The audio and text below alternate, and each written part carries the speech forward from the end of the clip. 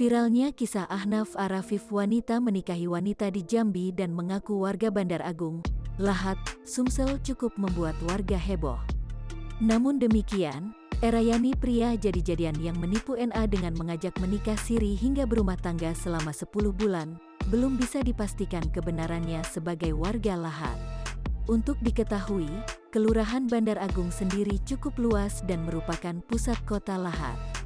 Jikapun pelaku pernah tinggal di Lahat, bisa jadi bukan kediaman pribadi, kemungkinan ngontrak atau kos.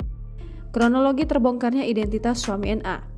Identitas asli suami NA terungkap setelah ibu NA yang berinisial S mulai curiga dengan gelagat menantunya. Ibu NA kerap melihat suami NA mandi tanpa melepas baju. Melihat gelagat tersebut, ibu NA meminta terdakwa untuk membuka bajunya ketika mandi. Saat itulah baru disadari bahwa suami NA ternyata seorang wanita. Di hadapan jaksa penuntut umum Kejari Jambi, selama menikah NA mengaku tinggal di rumah orang tuanya. Selama menikah ia mengaku sudah berhubungan suami istri, tetapi tidak melihat langsung jenis kelamin sosok yang tidur bersama itu. NA menambahkan selain mengaku sebagai pria, saat berkenalan suaminya itu juga mengaku sebagai dokter spesialis saraf lulusan New York. Bahkan NA mengaku pernah mengeluarkan uang senilai 30 juta rupiah lebih untuk kebutuhan pribadi terdakwa.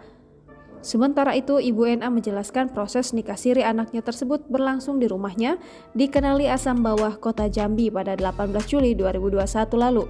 Saat itu, terdakwa menggunakan gelar akademik pada surat keterangan nikah serta dicantumkan pada paperback dan souvenir pernikahan.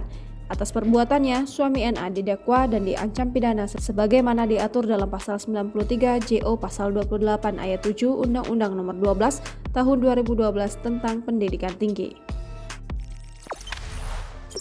Jangan lupa subscribe, share, komen, dan like ya.